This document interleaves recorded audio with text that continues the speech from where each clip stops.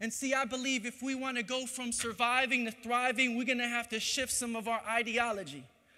For so long, we've been caught up in this mentality of going towards intervention, or if you're really cutting edge, we're prevention orientated. But I think if we want to go towards thriving, we need to stop trying to run around and putting out all these fires. We need a new ideology. Beyond intervention, beyond prevention, I think we need the ideology of invention and inventing opportunities to partner with our young people and to use this fire for something creative. And this is going to necessitate a new way of seeing our young people, and yes, even redefining what it means to be engaged with teen rebellion. And I know when we hear rebellion, a lot of us have been brainwashed to kind of think, oh, that's bad. We don't want teens to rebel. What are you saying over here? I'm just looking to make sure no hook is going to take me off stage, that we need to tap into youth rebellion. But see, sometimes we forget that rebellion is not always self-destructive.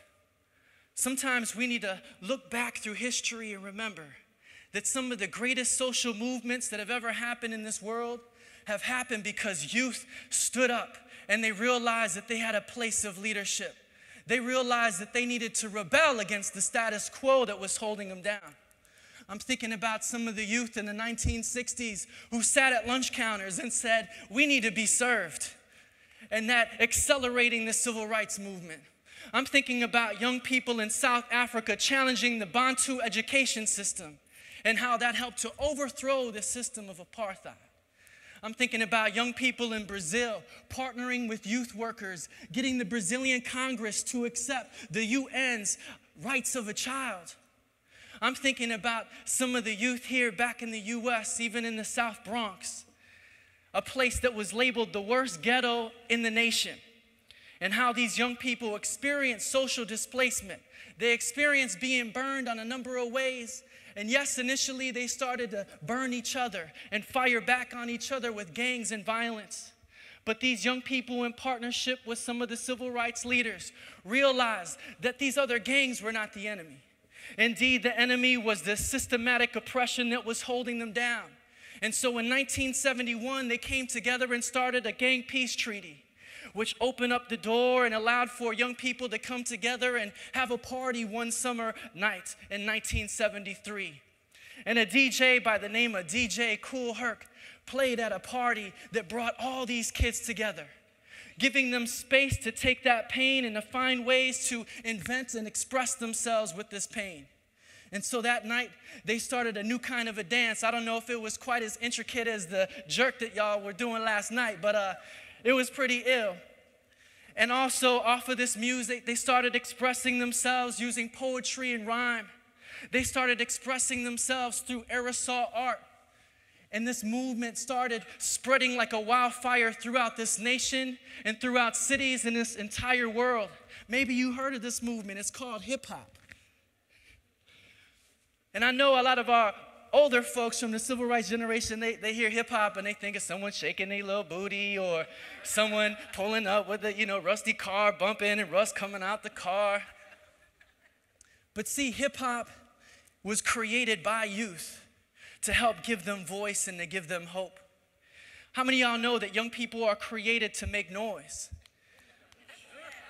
And if we don't give our young people an opportunity to find their spark or their voice, they will bang on something. They will fire on something. They're going to make some noise. And so I think that it's important as adults that we begin to realize that we can't throw the baby out with the bathwater. That yes, even if our young people love hip hop, we have to make room for that and invent opportunities for them to get on a stage like this and express themselves. And for my young folks, I know that sometimes it can seem a little weird to partner with adults, but they have a lot that they can teach us. We don't need to reinvent the wheel. We can learn a lot from them.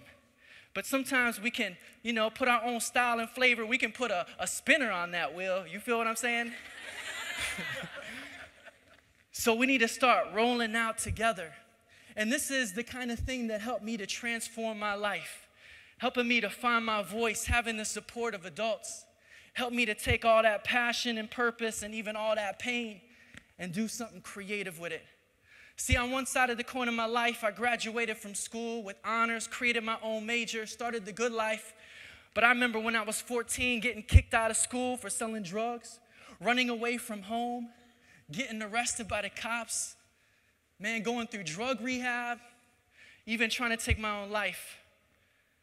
And so part of that transformational process was having someone in my corner who believed in me and gave me a hope that I could invent opportunities to express myself. So I want to share my story a little bit, but through a poem. Young people, is it okay if I do that Sparks poem again? You think that these adults might benefit from it? Yeah. All right, so I'm going to share a poem called the Sparks poem. And we're about to get it warmed up a little bit more with my 11.33 seconds remaining. Fire, fire, fire. Watch out, y'all, it's a really big fire. And this fire burns so bright, it'll burn your eyebrows off if you even look at it too long. And this fire is so wild and out of control, it'll set you ablaze if you even consider taking a step any closer. And this fire is so hot, man, it's so hot it'll melt all your silly little tools and burn up all your stupid research instruments if you even consider trying to study this. What? Y'all want to know how this fire got started? Y'all want to know? Yeah. It started with a bunch of little sparks. Like that time those dudes down the block, they jumped you and left you for dead in the cold. Spark. Or what about that time your dad got drunk and smacked you and left you crying with blood coming out your nose? Spark. Or what about that time you got fired from your job because they said you stole money that you didn't even steal? What about that time you got pulled over by the cops for not stopping all the way at a stop sign? They nearly strip searched you and tore up your whole car looking for drugs that you didn't even have. Or what about that time that family member said, "You are a disgrace to this family"? Or that time the teacher humiliated you in front of the whole class and said, "We're not going to have Roberto read because he's just slow." Spark, spark, spark, flame. You started skipping school, started getting drunk, started smoking weed and manipulating girls. Man, I saw you. You made your heart hard like you just didn't care anymore. Nah. See, now it's time that they be the ones that's yelling fire. It's time that they be the ones that's afraid. It's time that they be the ones that's scared and concerned to have everything that they care for completely destroyed.